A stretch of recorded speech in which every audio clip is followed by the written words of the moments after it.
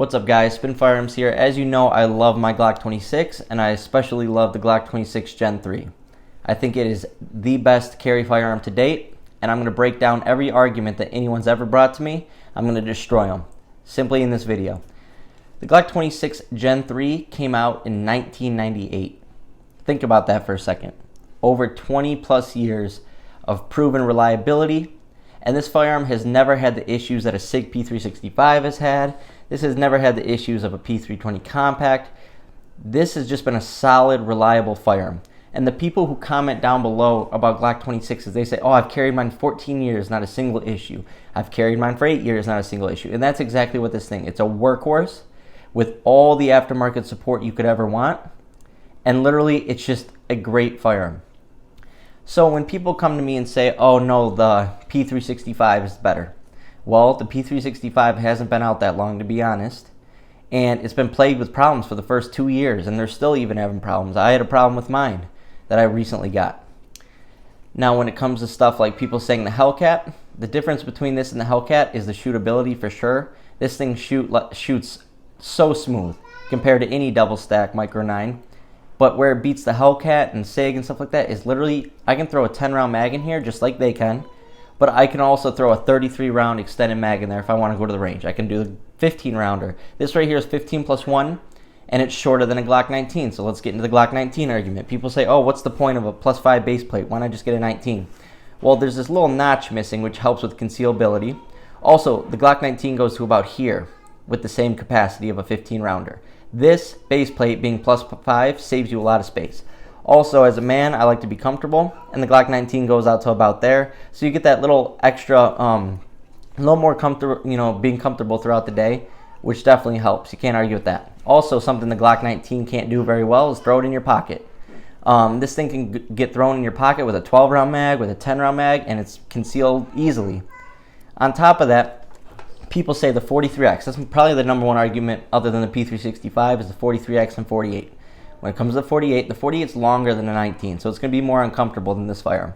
Also, this firearm shoots better than the 43X and the 48. People say this is snappy. Well, it's a little heavier than the 43X and much less snappier. This is probably this firearm has the best shootability compared to any other firearm if you're going pound for pound or ounce for ounce. This right here. Now, when it comes to the 43X and the 48, think about this. The 43X and 48 literally have one OEM mag, and it's a 10 round mag. Okay? With this, when it has a 10 round mag in there, it's flush and it is about an inch shorter than that.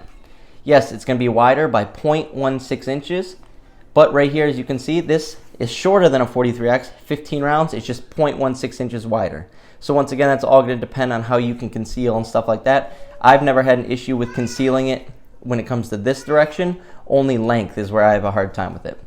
Now think about this. Most people say, oh, Shield Arms mags. Well, just because I have 8 Shield Arms mags, not a single issue through thousands and thousands of rounds, but I see people every single day say that they've had many issues with their Shield Arms mags.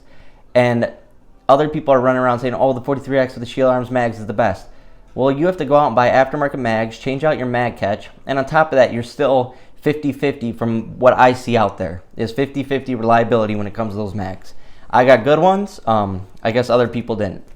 Now, how can that even compete with the 26 Gen 3 that's been out for 20 plus years, has all the magazine compatibility in the world, all the aftermarket support in the world, takes the same parts as a Glock 19, other than the barrel and guide rod, literally same parts, same with the 17.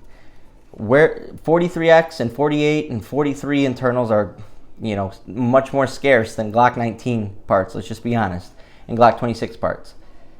Also, when it comes to a Hellcat and stuff like that, or a Beretta, just the availability of parts and magazines, it can't be matched. People say, oh, now they make a SIG 30 round mag for the P320 compact or something like that. Well, they've made it for the Glock 20. The Glock 26 can take any double stack 9mm mag. People don't realize how important that is. If things ever hit the fan, or if it ever came down to it and you had to team up with someone, chances are they have a Glock mag that'll fit in your Glock 26. And like I said, the shootability on this firearm is just amazing. Now, I put out a video saying, is this the best firearm setup? And it was a Glock 26 Gen 5 MOS. Now, the only thing I'll say about the Gen 5 is they're not as tested as the 26 has. They still make the 26 Gen 3, and it's been 20 plus years. There's a reason for that. It's because this thing was ahead of its time. This thing is the most compatible firearm on the market to this day. There is no question. It's proven. It has an amazing track record, and I trust it with my life. And then people say, oh, aftermarket parts. That's the great thing about Glock. If you buy quality aftermarket parts, you will have zero issues with them. This firearm has over 9,000 rounds to it, not a single issue. And I do have an aftermarket trigger. You know, it's just, this firearm, I don't think it can be beat. There's a million arguments you could throw its way that are good arguments. Like, I love the 43X, but I hate that there's only one magazine for it. Yes, you can get base plates, but come on. Glock could have put more capacity in there, let's be real. On top of that, just like I said, being able to pocket carry this versus other stuff, and the shootability. I shoot this better than my 19. Obviously, I shoot this more than my 19, but literally, that's the thing. People say this is snappy. How? This is a great shooting. If this is snappy to you guys, to people, then they need to train more. On top of that, they'll say, "Oh, your pinky's hanging off when you have the flush base plate." I just did a demonstration about shooting with the pinky hanging off a firearm, and it doesn't change your shooting at all. People say it does, and it's more of a mental thing. If you really practice shooting, you don't have an issue with that. Thanks for watching.